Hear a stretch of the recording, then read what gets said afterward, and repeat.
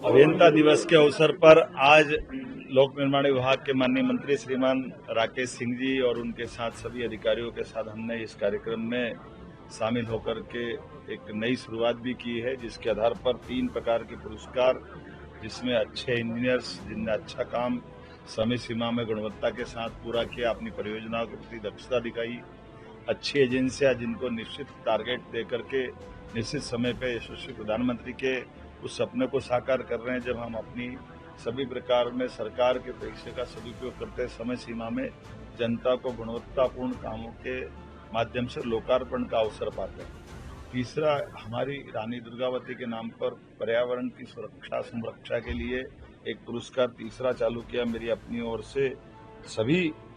पुरस्कृत होने वाले महानुभावों को भी बधाई और विभाग को बधाई, जिनके माध्यम से अभियंता दिवस के कारण से अभियंताओं की क्षमता योग्यता को बढ़ाते हुए उनके हमारे गौरवशाली अतीत में विश्वेश्वरैया जी बहुत स्वनाम धन्य बड़ा नाम है, जिनके नाम पर ये इंजीनियरिंग डे माना जाता है। तो ये इंजीनियर्स डे के आधार पर जो आयोजन किया गया, जिसके माध्यम से हमारे विभाग में कई नवाचार जोड़े, कई प्रकार के ऐप का लोकार्पण हुआ है और एक सबसे बड़ी Madhya Pradesh engineering research and training institute की स्थापना का प्रस्ताव की हमने घोषणा की है हमारी सरकार के द्वारा। पीडब्ल्यूडी विभाग में माननीय मंत्री जी को बधाई देना चाहूंगा, जिनके कारण से हमारे प्रदेश भर के 2000 से ज्यादा इंजीनियर्स हैं, जो अब रोज अपनी इस व्यवस्थाओं के बलबूते पर नवीन टेक्नोलॉजी से भी रूबरू होना पड़ता है। नए नए कामों के चैलेंज भी आते हैं और कामों की गुणवत्ता भी बनाए रखना। ऐसे में कई बार हमको बाहर हमारे इंजीनियर को ट्रेनिंग के लिए भेजना पड़ता है। इस इंस्टीट्यूट को बनने के बाद बाहर भेजने के बजाय राज्य में ही सभी प्रकार की तकनीकी दक्षता के अवसर वो पाएंगे,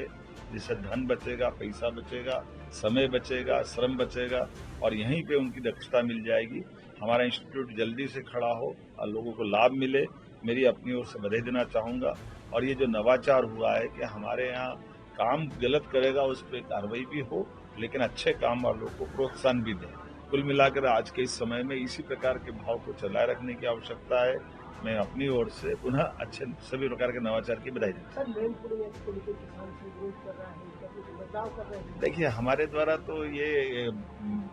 लैंड पुलिंग हो या सभी प्रकार के विकास के काम हो, हमारा भाव है कि हम सबसे संवाद करते हुए सबके हित की बात सोच के चले। और खास करके जैसा मैं बता रहा हूं कि हमारा इलाहाबाद का कुंभ जब हुआ है और करोड़ों लोग आने वाले हैं, तो करोड़ों लोगों की सुरक्षा की व्यवस्था देखना, फिर माननीय भारत सरकार के गृह मंत्री जी के मार्गदर्शन में सभी प्रकार के सुरक्षा के प्रबंधन करना,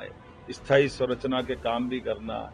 धार्मिक पर्यटन को बढ़ावा देने के लिए, तो सभी प्रकार के विचारों के साथ साथ निश्चित रूप से किसानों के साथ भी हमारा संवाद हो रहा है और हम किसी को नाराज नहीं करना चाहते। हमारी तो पद्धति भी नहीं, हम तो सभी के साथ चल करके लेकिन विकास के क्रम को बराबर बनाए रखेंगे, विकास के मसले पे सभी के साथ चलेंगे। और मुझे इस बात की प्रसन्नता है कि लगातार हमारे विकास के कामों का सबका समर्थन मिलता है और उसी भाव से हम चल रहे हैं।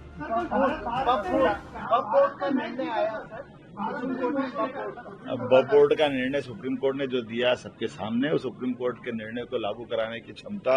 यशस्वी प्रधानमंत्री श्रीमान नरेंद्र मोदी जी ने एक बार नहीं कई बार साबित किया। जब श्री राम मंदिर का फैसला हो तो देश को विश्वास में लेकर न केवल उस निर्णय को लागू कराया, हमारे बीच 40 साल पहले सुप्रीम कोर्ट के निर्णय को राजीव गांधी जी की सरकार ने बदल दिया था मुस्लिम बहनों के साथ। आज हमें इस बात का गर्व है वो पुराने फैसले को भी लागू कराने का साहस यशस्वी प्रधानमंत्री के माध्यम से देश ने देखा है। तो ऐसे जो फैसले माननीय न्यायालय देते हैं, ये हमारी और हमारी पार्टी की नीति रहती है कि हम न्यायालय का सम्मान करते हैं, न्यायालय जो निर्णय देता है हम उसको लागू कराते हैं। बहुत धन्यवाद।